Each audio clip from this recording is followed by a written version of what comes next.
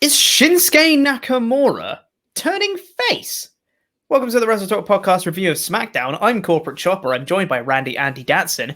And yeah, the first thing we're going to be talking about today is this crazy gauntlet match that happened on SmackDown. And WWE and gauntlet matches always seem to produce some sort of new, awesome babyface out of it. They know how to book a gauntlet match. I mean, in fairness, it's not hard. Have one person in there and have them persevere through a lot of, trials and all that stuff. It's really easy to build baby faces, as it turns out.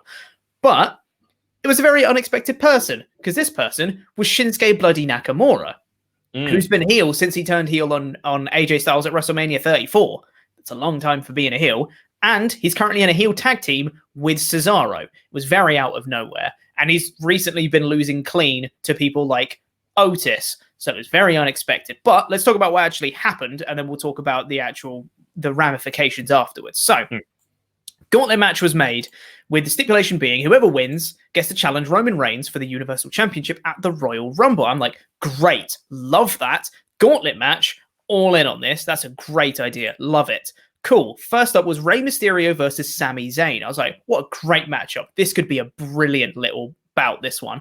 Sami Zayn comes out with a camera crew and he's cutting a promo about this whole conspiracy and how it's all against him. Sure, he's been put in the match for the Universal title, but he's number one in the gauntlet match. It's all adding up. There's so many coincidences. These people with me are going to film an actual documentary from my side so you can see that I've been screwed out of everything. Very long promo. Gets in the ring. 619 Sami Zayn loses. Yes. So you were right. It was a little match. I don't mind this booking at all. Like, I think it works because while Sami didn't have a lot of time in the ring, he had time to do his thing. His gimmick right now is not really a wrestler. It is the wacky conspiracy theorist. He's growing out his hair. He's growing out the beard. He looks the part. He's playing the part. He's a brilliant promo. He always has been, always will be. He is so underutilized in the ring, but as long as they're using him properly like this, which is in this role as the wacky conspiracy theory guy, I don't mind so much because he's lost the title. He's not in that picture anymore. He's arguably not going to be in any title pictures for a while now. So therefore, I really don't mind seeing him like this because it works for me. It clearly works for him. He looks like he's enjoying it as well. Like for a long time in WWE, you sort of looked at Sami Zayn and thought, you're not really into this, are you? But right now, I kind of feel like he's enjoying what he's doing. He loves playing the heel, and to have him kind of go off for ages and then lose immediately, I think really works in the setting of this match, because then it's kind of like, right, we've got the comedy out of the way. Okay, now we can have a proper match. Exactly. And it set up Rey Mysterio. And what I thought was going to happen, it was like, okay, so Rey's going to be the underdog through the match. They always have one. It's the babyface that overcomes right to the end, and then they lose or they win at the end. Cool. Rey Mysterio's the guy in this match. Grand. After that, it was Rey Mysterio versus Shinsuke Nakamura, which just compounded my theory. And I was like, cool, so Nakamura's going to get beaten by Mysterio. All good. But it wasn't that, because they had a fun little back and forth. And then Shinsuke just locks in an armbar and Rey taps. And I was like, yeah. Huh? So, yeah, that suggests that they're trying to get over a new finisher for Shinsuke. And, like, it's weird. So, in WWE, and I'm supposed this is probably wrong historically, but at the moment, I would say having a submission finisher is a bit more baby face than heel. But I mean, there aren't actually that many people with submission finishers. Well, you're saying that. But it does work as I mean, in comparison to like big move finishers, but it really does work as a babyface move. So I wonder whether that's part of what they're thinking, because there's that kind of trying to tap out a heel is always a brilliant visual. Yeah, I think there's probably more submission finishes than you think there are. Mostly there probably are, division, but you just don't think about them quite as much as the. Hey, Roman's got the guillotine now. There's like Bobby Lashley's Hurt Lock. You've got like Sharpshooter, Figure Eight, Disarmer, Kirifuda clutch. Daniel Bryan's got the yes lock. So exactly, Daniel Bryan's a babyface. I was right with what we're trying to say here. Hey, I don't do Raw. Anyway, so as I was saying, I'm completely Mustafa right. Ali's got the Koji clutch now. All baby faces have a submission finisher, all of them. So yeah, to see Shinsuke just win this, I was like, okay, well, he's probably going to lose to whoever's out next. Yeah. And then out comes Baron Corbin, and I go, oh, okay. Yeah. So I was like, okay, so, but I still didn't think Shinsuke was going to win. No. This next mini match within the gauntlet match. And then he just does. Yeah. And then I go, okay. And it was actually a pretty cool finish. I really liked it. Because there was bits where he was going back and forth. He was going for a keen shutter, which got counted into a deep 6. Corbin went for his round the ring post clothesline thing that he did and just ran straight into a keen shutter, which I just really liked. So it's a cool finish. Not only are they giving him the babyface submission move, but they're giving him the cool finish, which he like. I mean, often like heels like Nakamura and stuff, they'll get a cheap win just to kind of try and keep themselves as fresh as possible. But in that sort of what was still in my mind, the heel dynamic, I was like, oh, okay, cool. So that's that, right? Good. And I was thinking, where's Cesaro in all of this? Right. Like, he's not even in the match. No. So, and when the match got announced at the very start of the show, I was like, wait, Shinsuke's in it, but Cesaro isn't? Come on, man. Cesaro's right there. But no, this actually worked pretty well because, yeah, as you were about to say, next up was Daniel Bryan.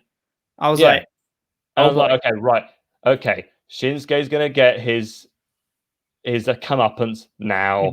Okay, he's the heel, and then he beats Daniel Bryan, and then he beat Daniel Bryan, and I go, Well, the thing is, they're booking something here that no one expected. I'm not enjoying it, but I am confused. The thing is, though, it wasn't just that Shinsuke beat Bryan; it was the way he did it. Bryan got in the yes lock, and then he adapted the yes lock as well when Shinsuke was nearly at the ropes and was cinching it in even tighter. And then Shinsuke still didn't tap. He still made it to the ropes. He came back. He was trying to get in arm bars and all that jazz. And then Daniel Bryan was firing up, doing his babyface thing, hitting drop kicks in the corner. And then Shinsuke just hits a keen shatter on him and wins. And I was like, I thought Bryan was going to win the match overall. Like, what? Yeah. How is this? What? Even then, I was like, okay, bit of a weird storyline. But do you know what? I like the fact they are pushing Shinsuke as a genuine single star. And then they shook hands. And I was like, whoa, what is going on? So, either they've just quietly separated Nakamura and Cesaro, which, I mean, I don't think either of their contracts are up soon. I think Nakamura's is, but a bit later this year. So I don't know whether they're giving him a final run and trying to convince him, hey, look, here's a singles run. Because one thing they don't have on SmackDown is a lot of tag teams. And if they're breaking up another one, you're like, oh, what are they going to do? Because, spoilers for later in the show, there was a big tag team news. We'll go into it later. But it's like, there really aren't many tag teams left now.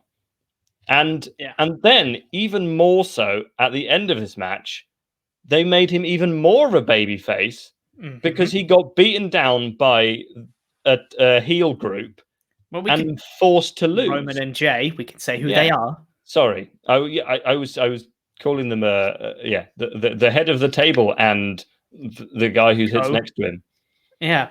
Then they beat down Shinsuke. Granted, they also beat down the final competitor in the match, Adam Pearce. We'll get onto all that later. But they beat down Shinsuke, and he was robbed of a victory. And Shinsuke was celebrating like mad, like proper baby facing up. Like as soon as he pinned Bryan, he was up on the turnbuckle being like, yes, come on. Like he was properly like, I haven't seen him like ham it up that much since he's been a babyface. You know, the whole come on thing that he always does, all that jazz, which I've missed sorely.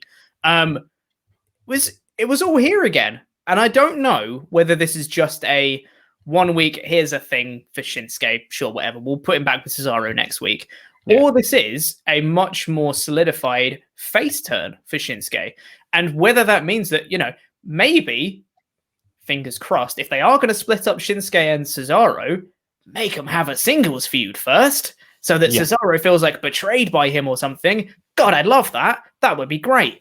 I'm actually really, really excited for the possibility of this, because it's another babyface that Roman can probably beat on his way to WrestleMania at like Elimination Chamber or Fastlane. Give him a singles match with Shinsuke. He can beat him. That's fine. I'd be really into it. It would genuinely be great. And here's a bit of sort of mild fancy booking, because obviously one of the greatest things about Shinsuke Nakamura as a babyface was Shinsuke Nakamura's entrance. Mm-hmm. And I would love it if up until we have no fans, he keeps his music with the Japanese lyrics over the top so that people can't sing along. And then like on a show, but get some fans in, and then they re-debut The Rising Sun, his old music, and there's the whole crowd can just go, right, like just go along with it, and it would feel so good, and I would feel bumps and gooses. That is a good idea. They won't. They'll do it in the Thunderdome and pipe in the noise. Yes, just like they're going to pipe in the noise at the Royal Rumble, they're going to pipe in fans going every entrance, and it's going to be horrible. Yeah, it might sound okay. You know what? They've actually done really well with the sound design in the Thunderdome. It was a bit shaky at the start, but I think they've really found their groove with it. Even like the little things in the matches where the crowd chant along with 1, 2 for pinfalls and stuff, they're doing pretty okay with it. It's not the same as having a crowd there, but it's a decent substitute for the situation we're in. So I'm hoping that they can still pull it out at the Rumble and it still will sound okay. It won't be the same, but hopefully it will be okay. But yes, let us know your thoughts of Shinsuke Nakamura potentially turning face. I really want his old theme back really, really badly. So yeah, let us know what you think. Let's talk about the rest of the show now, though, which started off with Roman Reigns, Jey Uso, and Paul Heyman coming out to the ring, which is what they do now. Fresh. I mean, as great as all these promos are, and as much as I love Roman stories and stuff, they should mix it up a bit. Not necessarily maybe lead with Roman all the time, or if they are going to lead with Roman, do something different than an in-ring promo every now and again. Having said that, I thought this promo segment was bloody brilliant. I loved it because he came out and said, the beatdown they laid onto Kevin Owens last week, well, it wasn't my fault. It was Adam Pearce. He's the one that made the match with Jey Uso. It's not my fault. My hands were tied kind of thing. He brings out Adam Pearce and says, that's where the blame should go. Pearce, get out here. Adam Pearce comes out to the ring. And then I love this next bit of the promo. The first bit was fine. It was a Roman promo. It was good. This next bit, though, I thought Roman really stepped up his game. And he did this kind of like fake, just like, oh, hey, yeah, we're friends. It's all good. No worries. Kind of like fake persona. But every time Adam Pearce tried to talk, he cut him off and just got more like aggressive. And it was one of those where it was beautifully like orchestrated to corner him into saying a certain thing. So he's like, oh, does that mean you're calling me stupid? He's like, no, I didn't say you were stupid. And he was like, oh, are you saying that you're stupid? And he's like, no, so, okay, if I'm not stupid and you're not stupid, that's saying that Vince McMahon is stupid. Is that what you're saying on national television? Are you saying Vince McMahon's stupid? It was like properly, like really well done. It's like box Adam Pearce into saying certain things. It was really, really good. And I've not seen this side of Roman at all in his promos, I don't think. And it worked really well. Some really good, like genuine charisma. Everyone who said like he's a charisma vacuum and all that stuff, he's not. He's got some really, really good acting chops. Yeah. So the story sort of behind the scenes is that Roman is got a lot of clout backstage now. He's got a lot of input into his creative sort of what he does in the ring, what he says in his promos. And if this is him, if this is what he could always do, you just got to think, imagine if this was Roman 5 years ago. He may not have been this good 5 years ago, but at some point in the last 5 years, if this could have been him, then my God, he could have been the global superstar, which he is. It feels like he could become. Right. I mean, he's already the biggest star in WWE without question, apart from Goldberg, obviously. But this sort of promo where you genuinely feel sorry for the guy who he's picking on, because normally like, oh, heel, but this time like, hey, Roman, let him talk. Stop being you're being an arse. Stop doing that. It was so well done. And Adam Pearce is not a small man. Adam Pearce is a big man, but he looked like a child in this, because he felt like a child in a playground where he's going, no, I didn't mean to say that. And the bully's going, oh, you're an idiot, are you? No. And then he's like, stop hitting yourself. It's that kind of, it's the verbal equivalent of stop hitting yourself. Like, stop being an idiot, Adam, you little idiot. I loved it. It was so good. And and as well, props to Adam Pearce for this as well. Sold it brilliantly, stopped talking at exactly the right time so that Roman could, cut across him and stuff like that. It was perfectly done from both of them. Really, really, really good job. And they kept teasing throughout the segment that Adam Pearce, that basically they were annoyed that Adam Pearce booked the gauntlet match. He was saying, Roman was essentially saying, look, I've held this company up for the past however long I've been here. I should get to choose my own opponent. Are you saying that you're better than me at picking my own opponents? Like, this is my job. Why are you taking it from me, kind of thing? And they were annoyed that he booked the gauntlet match. Then they were saying, the phone's ringing again. You talk. Yeah. So Roman was being told, like, Roman was sort of, oh, you're better than me at doing this, doing that. And I think what a lot of people don't know, or not a lot of people don't know, but some people don't know, is that Adam Pearce isn't just a backstage producer. Like, he's got a long career in wrestling. And I'm really, really intrigued as to sort of the direction of this goes. So throughout the show, they were teasing this. There was a promo segment with Paul Heyman, Adam Pearce later on the show, where Paul sort of like, look, Adam, we've managed to get you into the match later. Oh, you're welcome. Good luck out there later. And then in the match, Adam Pearce comes out last.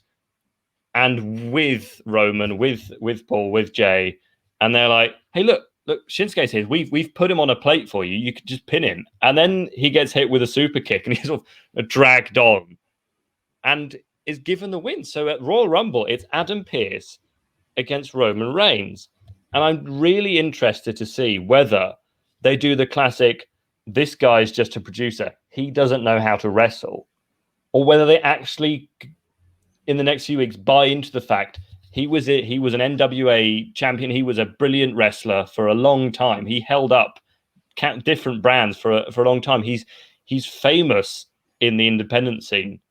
So I don't know whether they're going to go, Adam Pearce, what a doofus, he can't wrestle, or whether they're actually going to try and let him wrestle.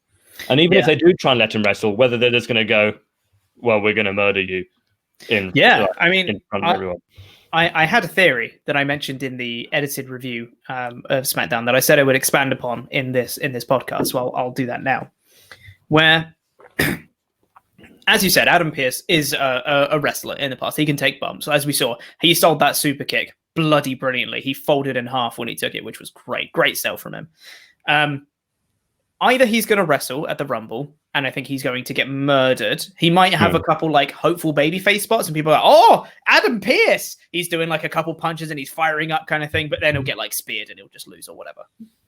Or alternate theory: hey, you know those reports of NXT call-ups coming lately, and how Damian Priest was going to be involved in the main event segment and this whole storyline? What if Adam Pearce elects a champion to fight in his place, and it's Damian Priest, who comes out at the Rumble to fight Roman Reigns? He loses, but he does a really bloody good job of it.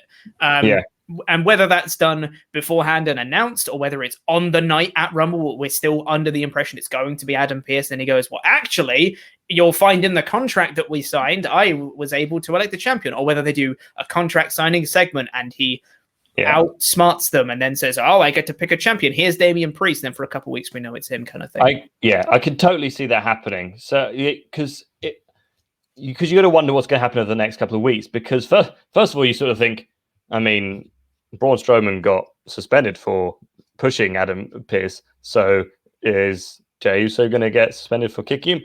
But apparently not, because Adam Pearce is now a wrestler. But in the next couple of weeks, if they continue to beat him down, that gives him another excuse, kind of like I'm not medically cleared to be in this match, but here's someone who is, and it's the Archer of Infamy, which is a rubbish name, is Damian Priest. So I think a lot of people some people may look at Damian Priest and go, oh, if is he Samoan as well? Because but he's not. He's Puerto Rican, I believe. Puerto Rican, yes. Yeah. So I think a lot of people thought like he may be sort of inserted into the family, and then they went, oh no, he's Puerto Rican. So I think that does make a lot more sense for him to be an opponent to Roman, and especially if he's going to be inserted. I can't see any other way of him sort of just throwing him into this feud. Yes. Yeah. Unless it's been scrapped entirely, which is totally possible. They might have had an idea and gone, actually, no, we won't do it. And he's just going to stay on NXT now. Totally possible. But if they did want to insert him into main event slot, I think he'd be really good on the main roster. He's got a look that people will gravitate towards. His voice is incredible, that people will just kind of like, it's caramel, and people will just gravitate towards it, and casual fans will just be like, he sounds great. And he's a really good wrestler, I think. And, he's a big lad as well that, Vince will like. So I think just from a physical standpoint, if you introduced him to a completely new audience and put him up against Roman Reigns, people would be like, I mean, he could beat him. Sure, maybe, just from a physicality standpoint. And then he could pull out all these big moves against Roman in their match if they have it. And then Roman can still win and put him away. But he's made his name on the main roster, and that's what's important. This is showing ignorance. Was Adam Pearce ever in Ring of Honor? I believe so. I might be wrong. So obviously, Punishment Martinez was in Ring of Honor. Mm-hmm. So I don't know whether they could play off. Yeah, totally. I mean, he could just say I've known this guy for a long time. Yeah. I don't think they necessarily need to connect the dots. They don't have to overtly say it. They can just say, old buddy of mine. Look at him go. Adam Pearce and Punch Martinez, didn't they go to the same school together? No, but, didn't one of them get frostbite, and that's why they don't wear boots in the ring? Yeah. Oh my god, yeah. Adam Pearce bit off his toes. But I thought it was great. The whole Adam Pearce story going into the Rumble, I'm actually really into it. I know some people might just be like, why Adam Pearce and not an actual wrestler?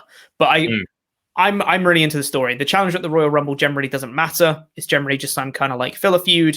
And if you want to have Adam Pearce, I really like that. Roman's had a lot of problems with him, and it kind of showcases Roman's dominance over the show. It was even little things like, they super kicked Adam Pearce and he was down in the ring, and then Roman told the bell guy to ring the bell. It was Roman's call to make that part of the match start. And I was like, okay, it's Rome. It feels like it's Roman's show, and this is a way just to showcase that through this match. I'm into it. And it also helps with the symmetry, because obviously on Raw you've got dominant hairy man facing old bald man, and on SmackDown, dominant hairy man facing older bald man. So Roman's not that hairy. He's got a beard, and he's got long hair. Yeah, that's hairy. Sure. Anyway, I like that Adam Pearce story. But something else I liked was Big E versus Apollo Crews, which came next for the Intercontinental Championship. The open challenge that Apollo Crews accepted last week. That's how open challenges work. I rolled my eyes in the first couple minutes of this because I thought they were going to do something that was rubbish. Because they started off really quick. Like, they were hitting big moves right out the gate. Apollo then hit a superplex onto Big E after about like a minute and a half, 2 minutes. Hit a big superplex. And then they both rolled each other up, and both their shoulders were down. So it was a double pin, essentially. Yeah. And it was going to be a draw. They cut to an ad break. They come back. They're still disputing who won. The referee was saying, nope, both your shoulders were down. This is a draw. Title stays on Big E. And Big E's like, oh, that's a shame. But okay, is what it is. That's fine. Goes for like a fist bump and a handshake with Apollo. And Apollo's like, no, I beat you. I did. This is my title. I beat you. And he slaps Big E across the face. And I was like, okay, I'm into this. And then the match gets restarted because Big E was like, fine, let's do it. And immediately Big E just destroys Apollo, just suplex, belly to belly, throw. I was like, I love serious Big E when he gets fired up. This is great. That was really cool. That was really cool. I almost would have preferred if Big E had just sort of taken it upon himself to be like, look, that wasn't a finish to this match. Let's go again. Instead of having to force the kind of babyface to slap him. because that seems to be the only way anymore to get Big E fired up. Because was it Sami Zayn who slapped him a few weeks ago, and he was like, "Oh, okay, now I'll wrestle." I don't want that. I don't know it to be like the whole Festus thing where he can't wrestle properly until he gets slapped in the face. Oh, he can still wrestle. He just gets no, more I know, serious. I know he can, but I feel like I would like serious Big E all the time. I think that's kind of what I'm getting at. I don't want it to be some kind of cue. I want him just to be able to kind of just pull it out from the beginning. I would love it if all his matches were just him just absolutely destroying people with his throws. I disagree. I think I only want serious Big E in short doses because that makes it way more special. If he's serious Big E all the time, it will get, it has a shelf life. But if he's just Big E and then occasionally he whacks out this very serious side of him and you go, oh God, I'm into this. That's when you get the big pops out of it. I really liked how this was done. I think it's because I like it so much that I just don't feel like right because we haven't had it in a long time. It's still relatively fresh in my mind. I know we've had it a lot in the past, but in its kind of current interpretation of his character, we don't get this very often. And so I'm like, oh yes, I just love it when he just shows how unbelievably strong he is. Mm-hmm. He's a powerlifter by trade. I mean, he is ridiculously strong. I am the size of one of his muscles, and just to see him be able to throw Apollo Crews everywhere. I mean, it's not like Apollo Crews wasn't doing his own stuff. I mean, he hit a couple of great moves on Big E. They're both unbelievably well built men.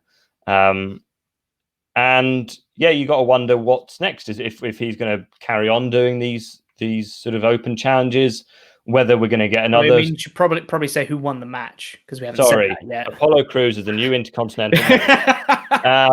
Big E won the match, didn't compete. Yes. They had a nice back and forth after the match got restarted. They had a little nice match back and forth for a while. Big E hit the big ending and won.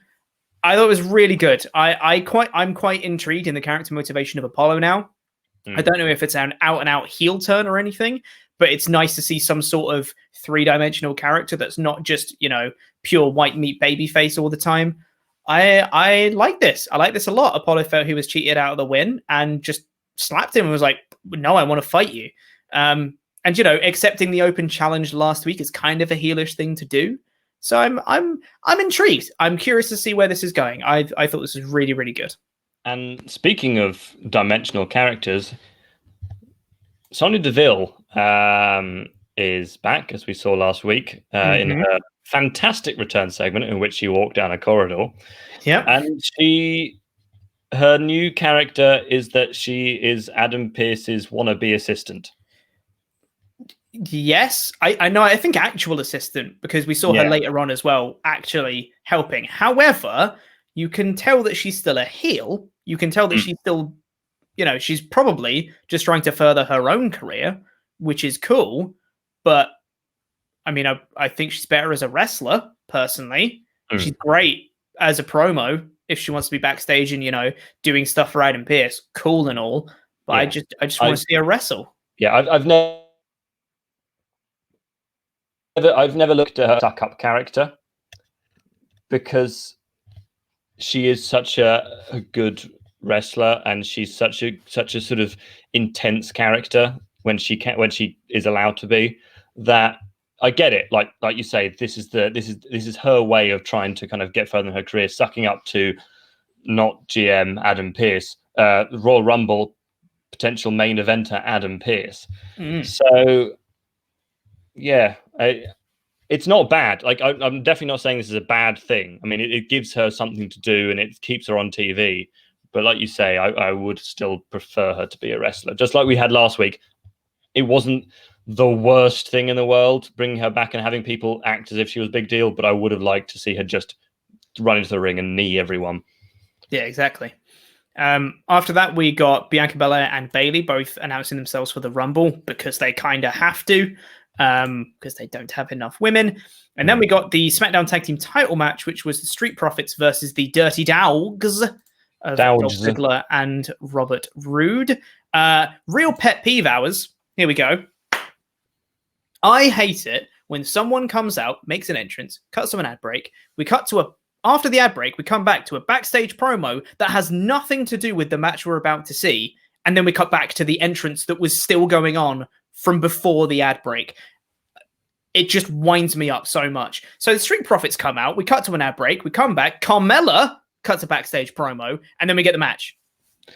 What? Just do the promo elsewhere. It really bugs me. Here's an idea. Do the promo before the entrance or after the match. Wacky idea, I know. I know. It winds me up to no end. And I know it's not a big deal, but it winds me up. Anyway, Carmella cut a promo on Banks saying she's better than her. Cool. Street Profits versus Dirty Dogs.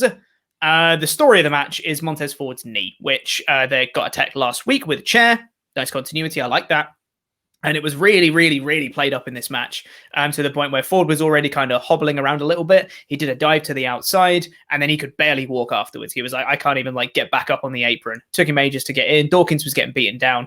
He managed to get back in. Dawkins was taken out on the outside, and Dolph Ziggler and Robert Roode just manhandled him and just tried to hit big move after big move after big move after big move. And eventually, they hit the Spinebuster Zigzag combo, and they pinned Ford to become the new SmackDown Tag Team Champions, which I like. I liked it. So I genuinely because they kept hitting big move. I was like, okay, well, they're not winning this, are they? I thought, okay, well, the Street Profits are going to kind of the baby face are going to somehow find a way to win, and it's not like these matches really had a lot of build, but it's almost because of that I'm actually unsurprised that they did win, because they do like to hotshot these belts just on random episodes of SmackDown and Raw. Like historically, not that recently, but sort of it does happen where you'll just be on an episode of Raw and you'll go, oh, okay, we've got new tag team champions. But like you say, the Street Profits have gone a bit stale. Their character doesn't really do it for me anymore. So I'm not disappointed to see them lose the belts. I hope that this can give them a bit more of an opportunity to kind of develop their character a bit more. The worry is, now that Roode and Ziggler are champion, is who they're going to be facing for the next year, because there really aren't a lot of tag teams. Yeah, I'd be careful with the description of hot-shotting the belts, because Street Profits have held the belts since March last year. So I wouldn't really call it historically. No, I didn't mean these specific belts. I meant tag belts in general. Are the belts which, if they change on a non-pay-per-view, you expect it to be the tag belts. Gotcha. That makes more sense, right? But yes, anyway, I'm quite happy to see them without tag belts, just to change up their presentation. Their presentation, whether it's been red belts or blue belts, has been the same since March last year. It's been pretty much identical characters, and not much has changed at all for them. So I want to see them change a little bit. Now they've not got the belts. Hopefully that, gives them some new fire or character edge, or just something that's a little bit different about the Street Profits, because they do need a little bit of a change. And as you mentioned before, who was Ziggler and Roode going to feud with? It's got to be the Street Profits, because Lucha House Party, I guess. Is that the only other one? Maybe. There was Cesaro and Nakamura, but they might not be a team anymore. Yeah, Frank and the Knights of the Lone Wolf. The Knights of the Lone Wolf. But they're heels, so probably not. I mean, it'll probably be Street Profits again, you'd think, once more, maybe at the Rumble. Yeah, at least once more. Yeah. I mean, this has 3-month unnecessary feud written all over it. Because there aren't very many tag teams left, and there aren't that many baby faces kind of that you could see. I mean, did you say Otis and Gable? No, I didn't. That's a tag team. Yeah, that could totally work. But I mean, if you're just going to shove Otis into a tag team, just bring Tucker back. I mean, they've done exactly the same thing. They've done exactly the same thing with the Iconics. They split them up and then they put them in tag teams, but separately. And then they split up Otis and Tucker, and then they put Otis in a tag team. It's baffling. And speaking of the Iconics. Speaking of the Iconics, also, they do Otis and Gable versus Ziggler and Roode. So it's versus Ziggler again. You said doo-doo. I did. Yes, we had a Heyman backstage promo with Adam Pearce first that we mentioned earlier. Doesn't really make sense that Heyman can pull strings and get Adam Pearce in the match. Who are you talking to? Why can't Adam Pearce just take himself out of the match? Whatever, we'll roll with it. And then we got on to the Riott Squad and Billie Kay backstage after Billie Kay started siding with the Riott Squad last week. I thought Billie Kay is very funny. Her comedic timing is spot on. And I thought Ruby Riott actually did pretty well in this segment as well. And Billie Kay came up to them and just be like, what do you say we make that Riott duo a Riott Squad again? And they were like, thanks, but no thanks. And she did the really awful, like, fake crying and just be like, well, Natalya and Tamina didn't want me, and now you guys don't want me. But and then Liv Morgan was just like, oh, well, we don't want to abandon you. And she was like, oh, I knew you'd come around. Like, instantly stops that. She hands her resume and it says professional mosh pitter on it now as well. Can't wait. This is going to be great. See you later. And Ruby Riott goes, it actually says it, professional mosh pitter. It was great. They weren't crocodile tears. They were Crocodile Dundee tears. I know you were waiting to say that for so long. Australian.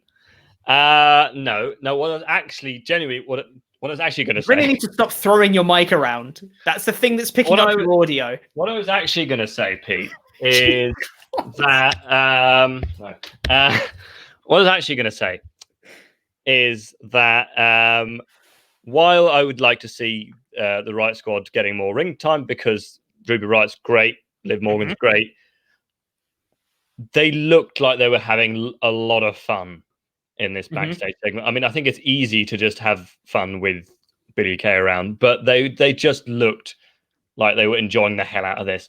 And really, that's just nice to see, frankly, given the way they've been booked for the last 4 years. So there you go. Bit of wholesomeness. I don't know where the story is going.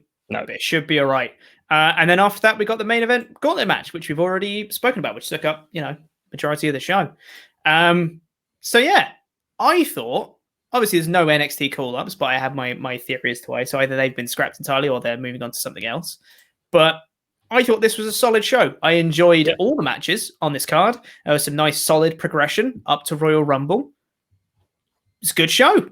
Yeah, can't really complain too much. I can't really think of anything that was bad on the show. No. Good matches. Yeah, like you said, good character development. Really intrigued with the whole Adam Pearce thing. So yeah, not just a 3 out of 4, but a solid 3 out of 4.